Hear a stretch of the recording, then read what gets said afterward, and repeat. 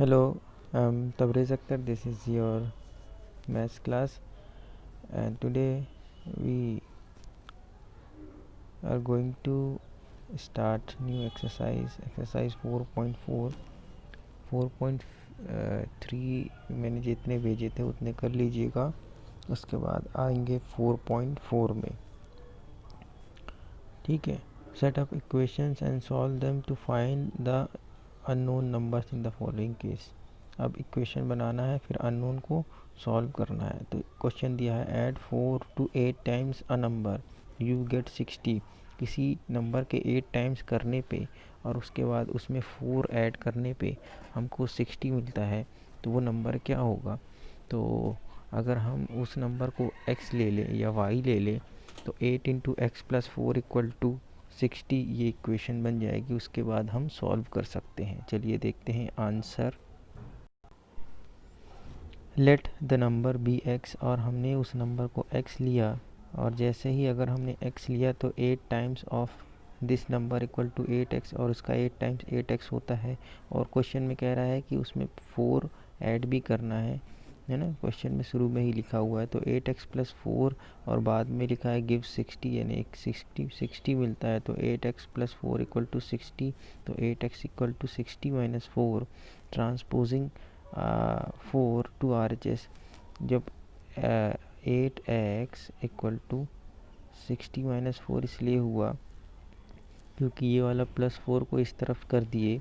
हाँ, या फिर हम जो देखते आए हैं वही करेंगे, यानी जो हम करे थे इससे पहले कि अगर यहाँ x प्लस 4 है और मुझे प्लस 4 को अलग करना है, इस प्लस 4 को अलग करना है, तो दोनों तरफ मैं 4 माइनस कर देता हूँ।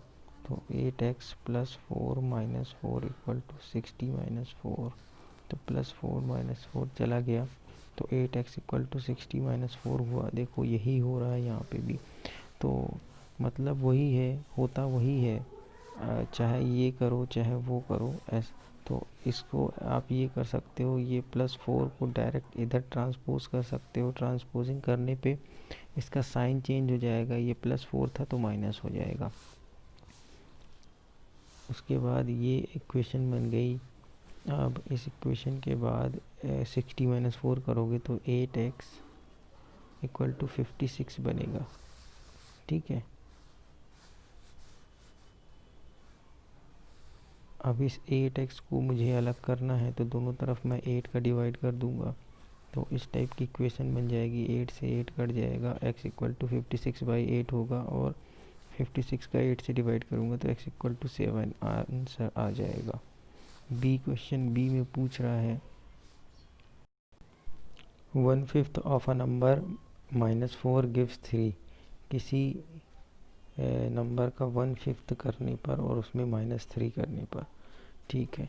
1/5 ऑफ दिस नंबर, अगर हम उसी नंबर को हम x लेते हैं तो 1/5 होगा उस नंबर का, क्या होगा x बाई 5।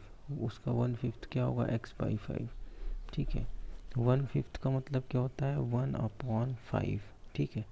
और x तो इंटू x, तो 1/5 इंटू एक्स का मतलब होता है x/5 मल्टीप्लाई हो जाएगा तो x/5 हो जाएगा। ठीक है। तो ये हो गया किसी नंबर का 1/5। ठीक है। उसके बाद उसमें क्वेश्चन में बाद में लिखा है कि उसमें 4 और माइनस करना है, तो मैंने 4 माइनस कर दिया। x/5 माइनस 4 और इक्वल टू 3 भी दिया हुआ है कि 3 हो जाता है। अब बस इसको सॉल्व कर लो। इस प्लस 4 को इधर ले आओ, तो ये -4 को उधर ले जाओ तो +4 हो जाएगा। तो x/5 इक्वल टू 3 + 4 हो जाएगा, और 3 + 4 7 होता है। और x/5 को हमें सॉल्व करना है, तो दोनों तरफ 5 का इंटू कर देंगे, तो 5 से 5 कट जाएगा, है ना। और यहाँ 7 इंटू 5, यहाँ 5 का मल्टीप्लाई हो जाएगा, तो x equal to 35 answer. Next question था आपका, if I take 3/4 of a number and add 3 to it I get 21। 3/4, तो कह रहा है 3/4 नंबर लेना है ठीक है, 3/4 लेना है यानी 3/4। ये देखिए किसी नंबर का 3/4 क्या होता है, 3/4, और वो नंबर हमने x सेलेक्ट किया तो 3/4x इक्वल टू 3x। इसको साथ में भी लिख सकते हैं 3x/4। ठीक, अब उसके बाद क्या होगा, उसमें +3 भी ऐड करना है according to the question, and उसके बाद हमें आंसर 21 मिल रहा है, ये क्वेश्चन में ही है। ठीक है, तो अब इसको सॉल्व करने के लिए +3 को इधर ले गए, -3 हो जाएगा, तो 21 - 3 क्या हो जाएगा, 18। ठीक है, ये 18 है। अब यहाँ पे क्या लिखा हुआ है, यहाँ पे है 3/4x इक्वल टू 18। तो पहले 4 का मल्टीप्लाई दोनों तरफ कर दूँ तो ये 4 से 4 कट जाए। ठीक है, फिर यहाँ क्या बचेगा, 3x इक्वल टू 18 इंटू 4। अब 3 का डिवाइड भी कर दूँ दोनों तरफ तो 3 से 3 भी कट जाए। तो यहाँ नीचे आया 3, तो 3 6 जा 18 और 6 इंटू 4, ये 6 इंटू 4 क्या हो जाएगा, 24। आंसर आया 24। ठीक है, इसके बाद आते हैं नेक्स्ट क्वेश्चन में।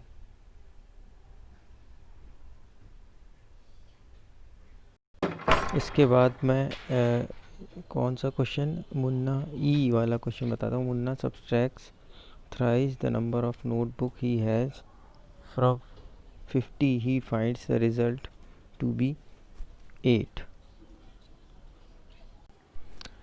मुन्ना ने सब्सट्रैक्ट किए thrice the number of notebooks he has. अगर उसके पास x नोटबुक्स हैं तो उसका थ्राइस यानी उसका 3 गुना, थ्राइस मतलब 3 गुना, जिसमें हमको 3 का इंटू करना पड़ता है।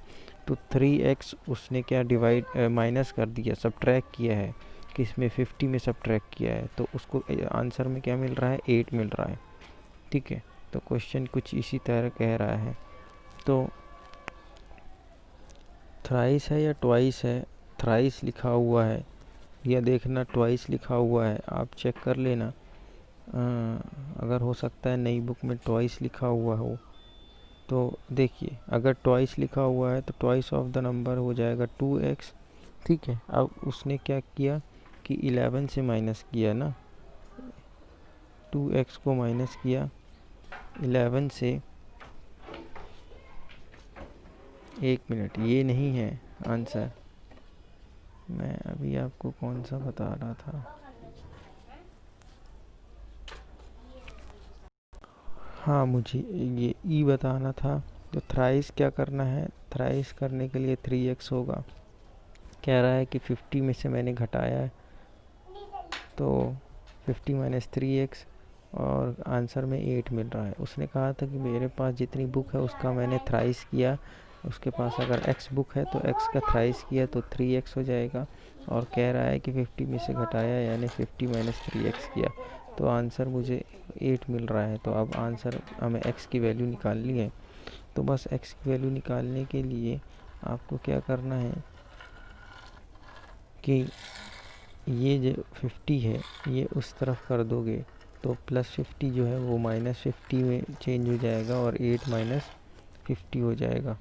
और यहाँ पे क्या बचेगा, यहाँ पे बचेगा आपका -3x 8 - 50। ठीक है, अब -3x जब 8 - 50 को सॉल्व करोगे तो यहाँ पे क्या मिलेगा आपको, यहाँ पे मिलेगा -42 मिलेगा, और यहाँ पे मिलेगा -3x।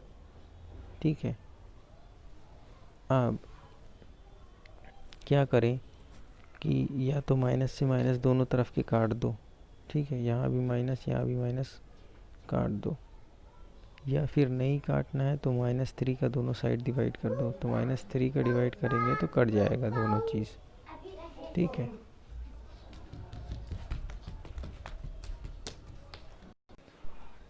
-3 डिवाइड कर दोगे दोनों तरफ तो x इक्वल टू आ जाएगा आपका, कितना आ जाएगा, 14।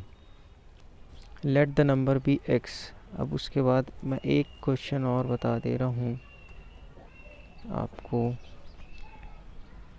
जी, Anwar thinks of a number if he takes away 7 from 5/2 of the number, the result is 23. अगर कोई नंबर सोचता है अनवर और he takes away 7 from 5/2 of the number, तो उस नंबर का पहले 5/2 करता है, उसके बाद उसमें से 7 निकाल देता है, तो उसको आंसर 23 मिलता है। तो अब क्या होगा, अब आप बताइए। तो किसी नंबर का 5/2 तो हमने बता दिया कि 5/2 इंटू एक्स होगा, ठीक है। इसके बाद उसमें से 7 टेक्स अवे यानी 7 को माइनस करने पे 23 मिल रहा है। तो ये इक्वेशन बन गई। इक्वेशन सॉल्व करने का इजी तरीका है, मैंने बताया था। सबसे पहले -7 को इस तरफ करोगे तो +7 हो जाएगा, और फिर उसके बाद इसको आप कैलकुलेट करोगे तो 23 + 7 30 हो जाएगा।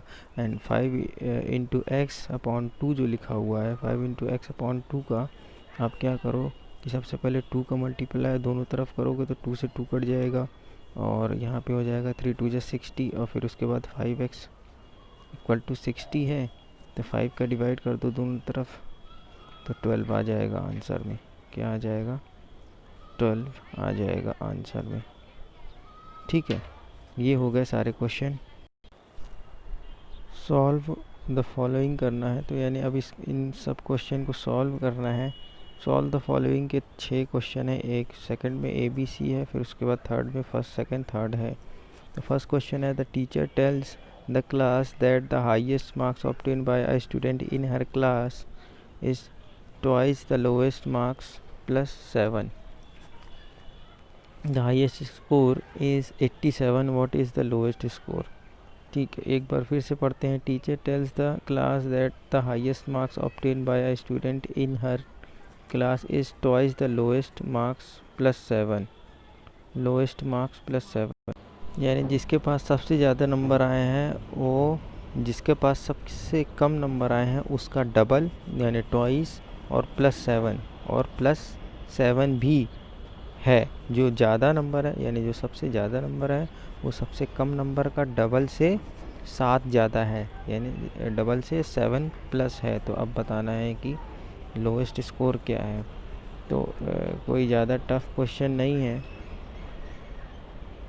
इसका आंसर आपको, अगर मैं लोएस्ट मार्क्स है वो मैं क्या ले लेता हूँ, L ले लेता हूँ। यहाँ पे देखिए, अगर मैं L ले लेता हूँ तो अब क्या होगा कि उसका 2L क्या होगा, यानी 2x, जैसे कि क्वेश्चन में दिया है 2x + 7 = हाईएस्ट मार्क्स है, ये क्वेश्चन में दिया है। तो इसका हो जाएगा 2L + 7 = 87। तो +7 को उस तरफ ले जाएंगे तो -7 हो जाएगा, तो 87 - 7 = 80 हो जाएगा नीचे की स्टेप में। और 2L = 80 को सॉल्व करने के लिए हमें 2 का डिवाइड दोनों तरफ करना होगा। तो एक दोनों तरफ 2 का डिवाइड करेंगे तो 2 से 2 एक तरफ कट जाएगा, और एक तरफ 80 - 2 हो जाए माइनस डिवाइडेड बाय 2 हो जाएगा।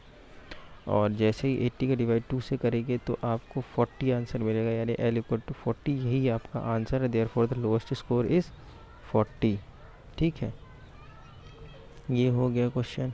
उसके बाद बी में in an isosceles triangle the base angles are equal, the vertex angle is 40 degree, what are the base angles of the triangle, remember the sum of 3 angles of a triangle is 180।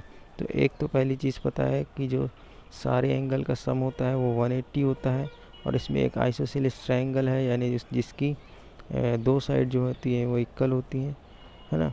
तो the base angles are equal, और उसके base angle equal हैं। The vertex angle is 40 degree, ठीक है। जिसके base angle equal है, मान लो ये ट्रायंगल है, बेस एंगल इक्वल है, मान लो एक को x ले लिया दूसरे को भी x ले लिया, इक्वल है तो x दोनों ही होंगे, और ऊपर वाला 40 डिग्री है, ठीक है। ये कह रहा है क्वेश्चन में। अब कह रहा है कि what are the base angle, अब बेस एंगल क्या है, और यहाँ पे ये भी बताया है कि सम जो है 180 होता है किसी भी ट्रायंगल का एंगल क्या, ठीक है। तो x + x + 40 ये सम कर लूँ, अगर x + x + 40 ये तीनों एंगल का सम कर लूँ 180 होता है, ये क्वेश्चन में भी दिया है, ठीक है। तो 2x प्लस 40 इक्वल टू 180 होगा। ठीक है, 40 को उस तरफ ले गए तो 180 माइनस 40 हो जाएगा।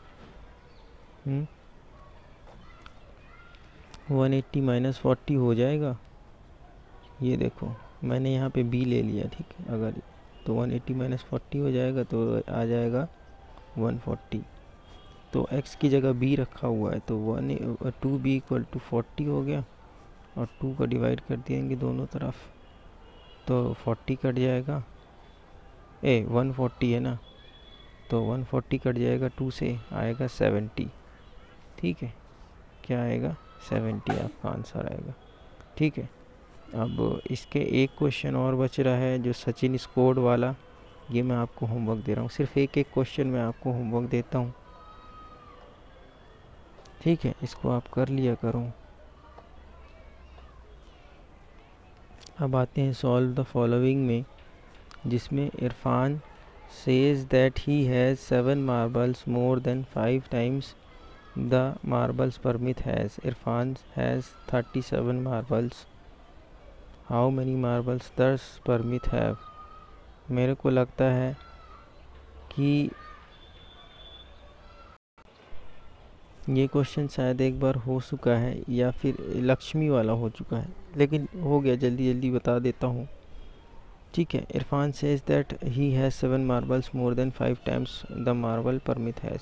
तो परमित के पास जितना भी मार्बल है उससे 5 टाइम्स प्लस 7 ज़्यादा मार्बल्स इरफान के पास है, और इरफान के पास 37 मार्बल्स हैं, ये भी दिया हुआ है।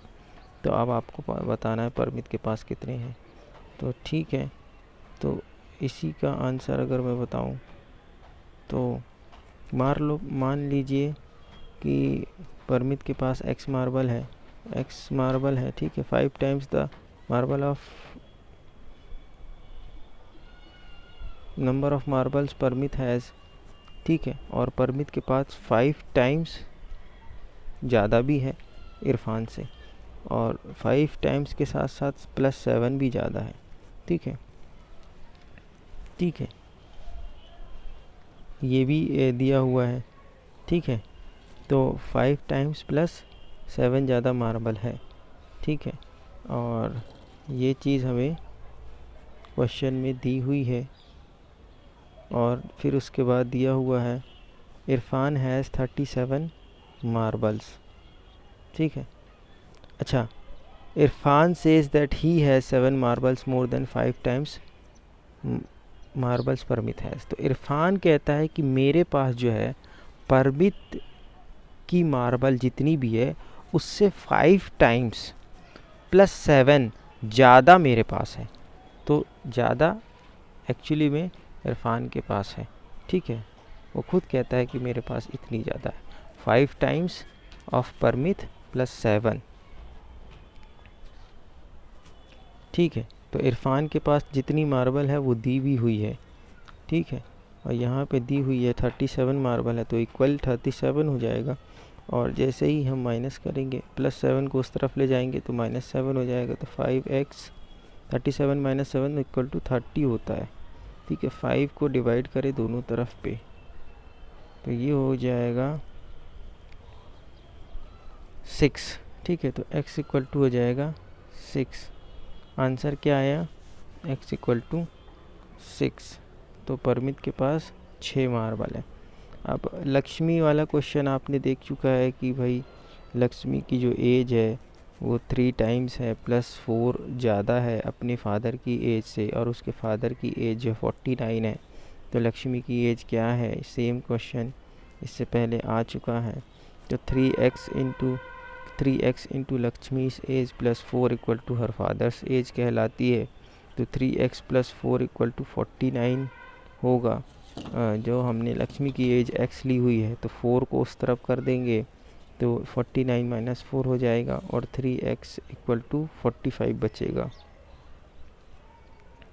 जो कि सॉल्व करने के लिए दोनों तरफ 3 का डिवाइड करेंगे, 3 से 3 कट जाएगा और यहाँ हो जाएगा 15। तो x इक्वल टू आंसर आ जाएगा 15। ठीक है, x इक्वल टू 15 आंसर आ जाएगा।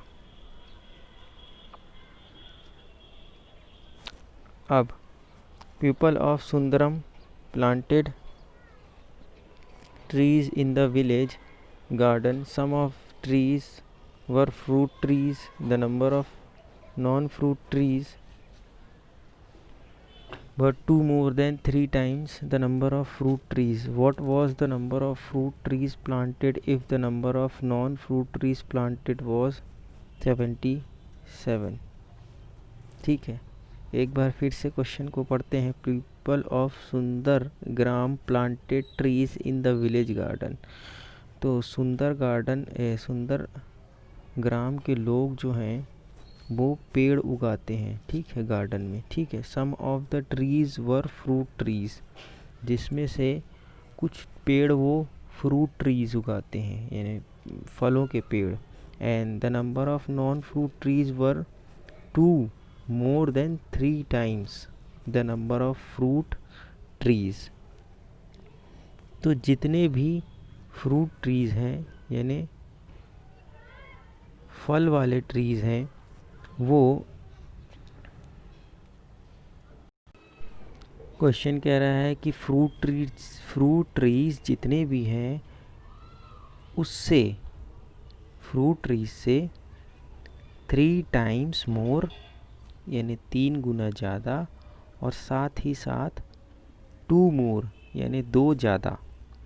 3 times के साथ साथ 2 ज़्यादा ट्रीज़ जो हैं वो नॉन फ्रूट ट्रीज़ हैं, ठीक है। यानी फ्रूट ट्रीज़ से नॉन फ्रूट ट्रीज़ जो है बहुत ज़्यादा है। कितना ज़्यादा है? 3 times 2 मोर, ठीक है। मोर का मतलब होता है प्लस और टाइम्स का मतलब होता है into. What was the number of fruit trees planted if the number of non fruit trees planted was 77? अगर नॉन फ्रूट ट्रीज़ की संख्या 77 है तो फ्रूट ट्रीज़ की बताइए। तो इक्वेशन बनाएंगे और आंसर आ जाएगा। चलिए, फ्रूट ट्रीज़ जो हैं वो हमने क्या मान लिया? फ्रूट ट्रीज़ को हमने मान लिया, फ्रूट ट्रीज़ को हमने मान लिया x, ठीक है। अब 3 into number of fruit trees plus 2, 3 into number of fruit trees plus 2 equal to number of non fruit trees, ठीक है। अब क्वेश्चन में ही दिया है कि फ्रूट ट्रीज़ का 3 गुना, यानी 3 into number of fruit trees और प्लस 2 और 2 ज़्यादा क्या है? नॉन फ्रूट ट्रीज़ हैं। तो नॉन फ्रूट ट्रीज़ वैसे भी दिया हुआ है 77 है। तो अब इसको मैंने फ्रूट ट्रीज़ को x माना है, तो फ्रूट ट्रीज़ की जगह पे मैंने x रखा, तो 3 into x plus 2 equal to 77। ये इक्वेशन बन गई। ये 2 जो है वो इस तरफ करूँगा तो 77 माइनस 2 हो जाएगा, और 2 माइनस करूँगा तो ये बन जाएगा 75। अब 3 का डिवाइड दोनों तरफ कर दूँ तो 75 कट जाएगा, 25 आंसर आएगा। क्या आएगा? 25 आंसर आएगा, ठीक है। Therefore the number of fruit tree was 25। तो ये है, और उसके बाद एक रिडल दी हुई है, उस रिडल को आप सॉल्व कर लेना अगर बनती हो तो, ठीक है। ये एक एडिशनल टाइप क्वेश्चन है, ठीक। चलिए मैं ही बता देता हूँ। Let the number be x।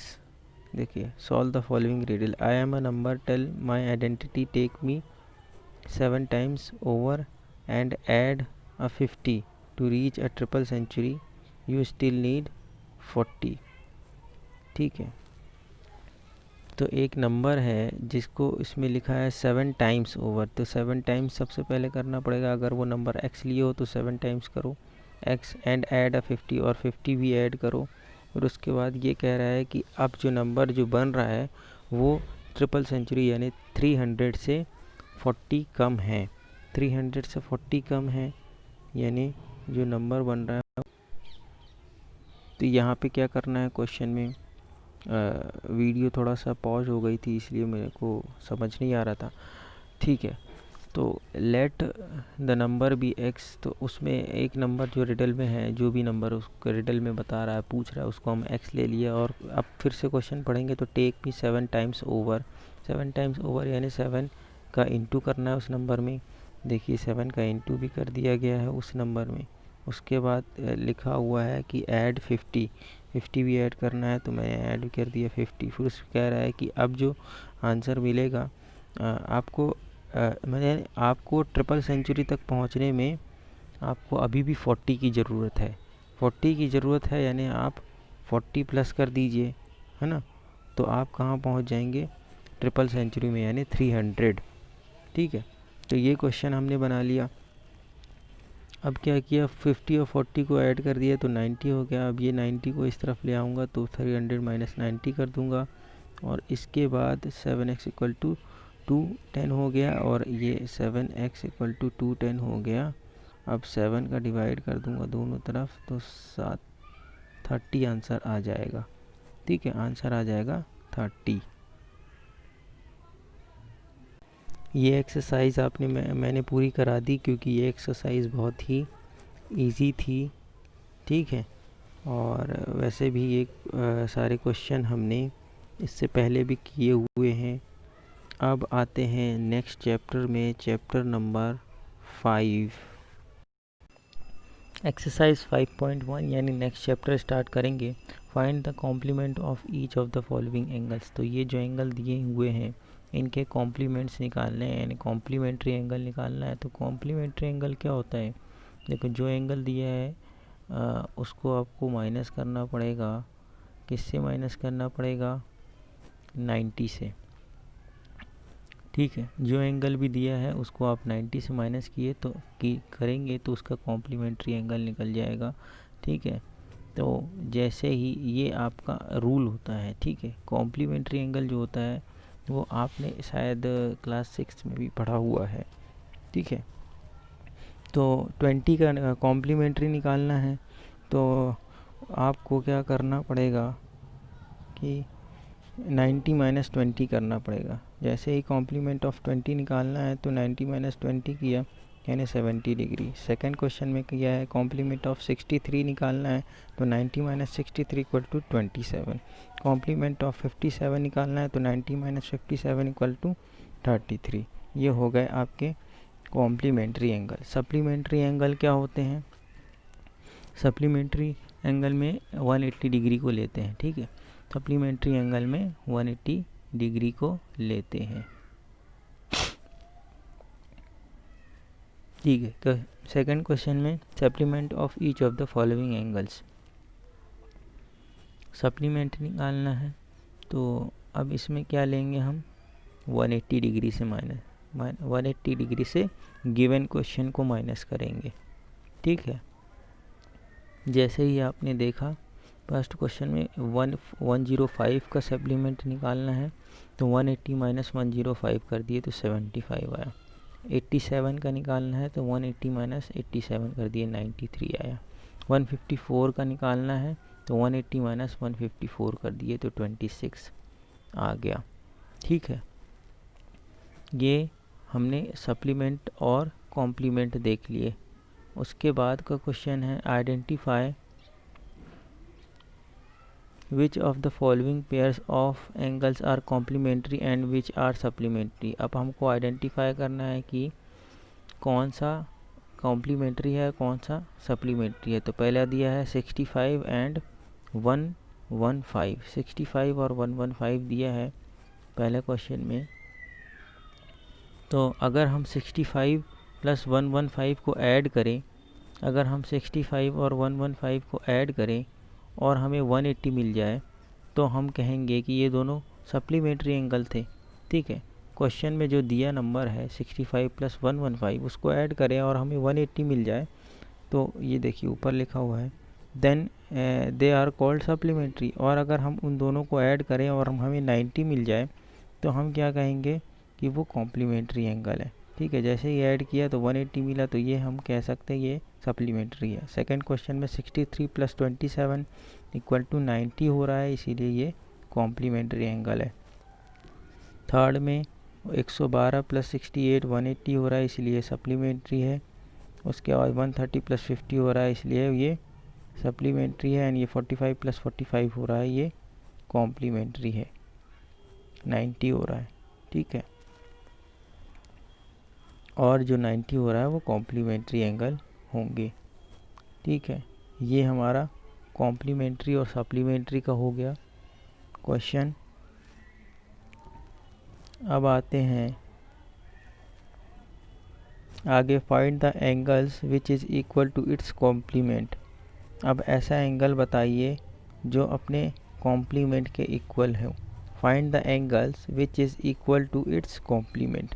अब ऐसा एंगल बताइए जो अपने कॉम्प्लीमेंट के इक्वल हो, और फिर उसके बाद का क्वेश्चन है find the angle which is equal to its supplement. ऐसा एंगल बताइए जो अपने सप्लीमेंट के इक्वल हो। ठीक है, यानी अब आपको पता है कि कॉम्प्लीमेंट्री एंगल क्या होता है कि अगर कोई एंगल x हो और एक एंगल y हो और उनको ऐड करें तो हमें अगर 90 मिल जाए तो ये दोनों क्या होते हैं, कॉम्प्लीमेंट्री होते हैं, यानी कॉम्प्लीमेंट्री एंगल्स होते हैं। ठीक है, एक दूसरे के कॉम्प्लीमेंट होते हैं। अब इसमें कह रहा है कि अपने कॉम्प्लीमेंट के इक्वल हो, यानी x जो हो वो अपने बाजू वाले यानी साइड वाले जो भी उसका कॉम्प्लीमेंट है उसके इक्वल होगा, तो यानी x, और यहाँ पे भी हमें y की जगह भी x लेना पड़ेगा। अगर इक्वल है तो x plus x equal to 90 करना पड़ेगा। ठीक है,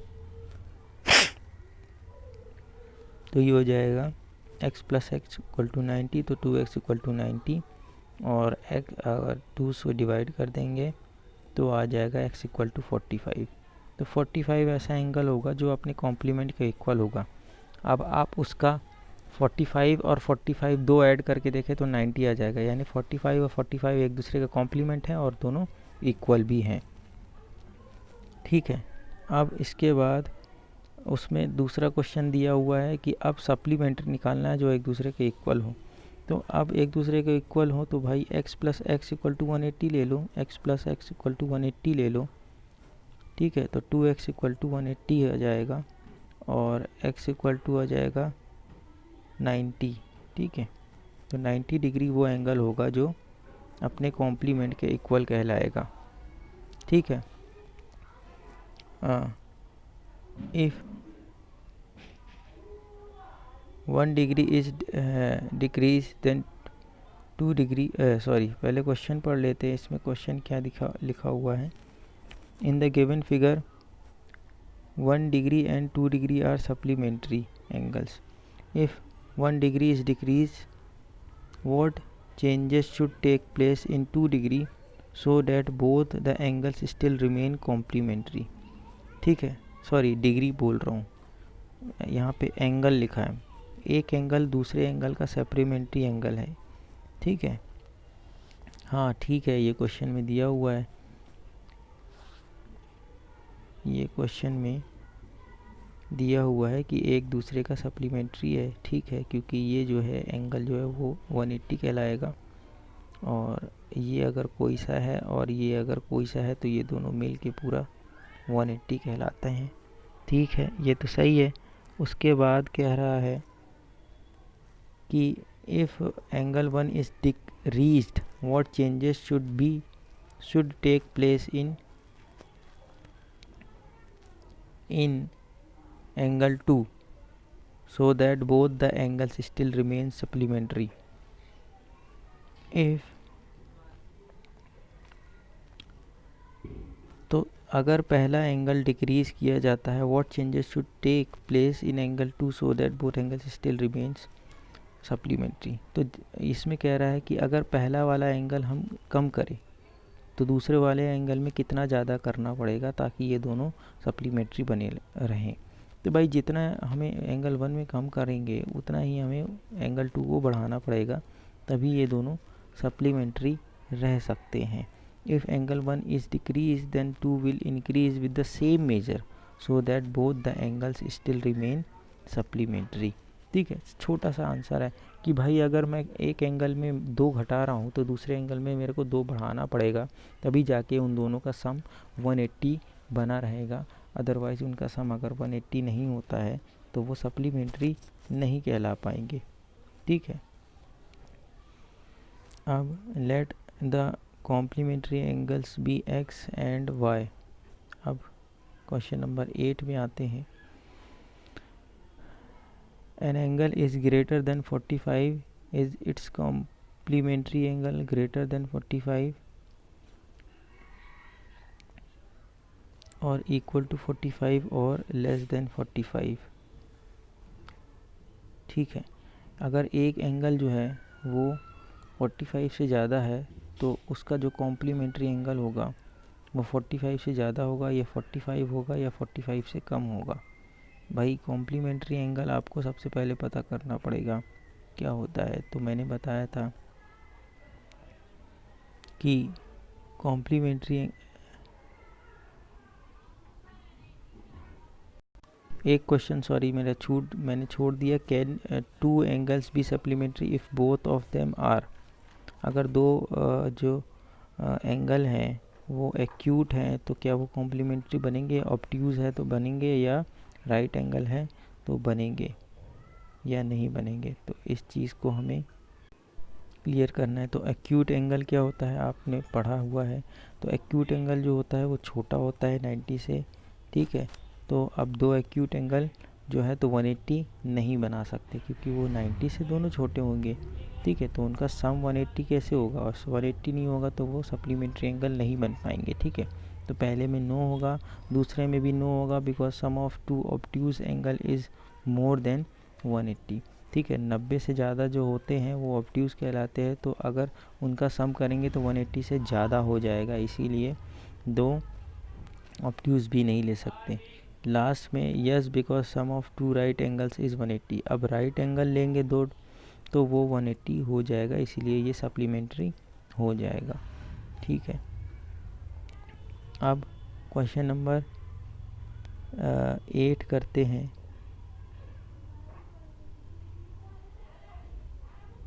क्वेश्चन 8 में क्या दिया हुआ है, क्वेश्चन 8 है an angle is greater than 45 is complementary angle is greater than 45। अच्छा, एक एंगल 45 है तो उसका कॉम्प्लीमेंट्री एंगल क्या होगा, 45 होगा या उससे ज़्यादा होगा या कम होगा। ठीक है, तो अगर एक angle complementary angle be x and y, it is given that x is greater than 45 adding y both side।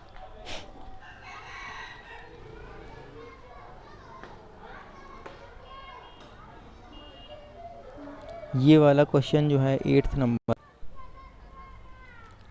Late the complementary angles be x and y। चलो कॉम्प्लीमेंट्री एंगल जो लेता हूँ वो x और y ले लेता हूँ। ठीक है, अब इन दोनों को मैं जैसे ही ऐड करता हूँ तो वो 90 आ जाएगा क्योंकि कॉम्प्लीमेंट्री है।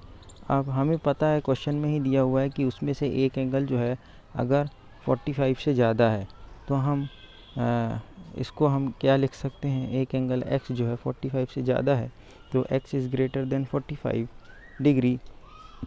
अब क्या करेंगे, इसी ये जो इक्वेशन बनी है x ग्रेटर देन 45, इसके दोनों तरफ यानी x वाली तरफ और 45 की तरफ दोनों तरफ y ऐड कर दूं अगर, तो ये हो जाएगा x प्लस वाई और ये हो जाएगा 45 प्लस वाई। ठीक है, और बीच में ये साइन लगा हुआ है। ठीक है, तो अब क्या हो जाएगा, हमें पता है कि क्वेश्चन में ही दिया हुआ है कि x प्लस वाई जो है उसका वैल्यू हमने यहाँ पे दिया हुआ है 90 है। ठीक है, तो x प्लस वाई की जगह पे 90 रख देंगे तो 90 is greater than 45 plus Y.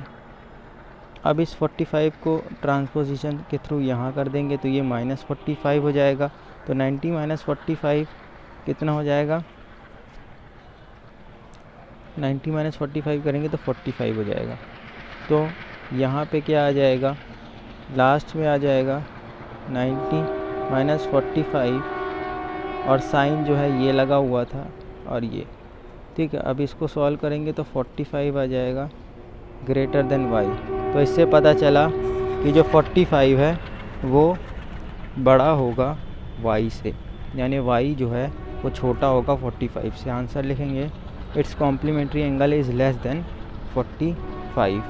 ठीक है, तो ये करेंगे। अब आते हैं उसके बाद वाले क्वेश्चन में। इसके बाद जो क्वेश्चन बच रहे हैं 9 और 10, इन द एडजॉइनिंग फिगर, एक जो फिगर दिया हुआ है, is angle 1 adjacent to angle 2, is AOC adjacent to AOE। तो इसमें एंगल इस फिगर को देख के हमें बताना है, ठीक है। तो ये मैं नेक्स्ट क्लास में करा दूंगा और 5.2 करा दूंगा। Thank you.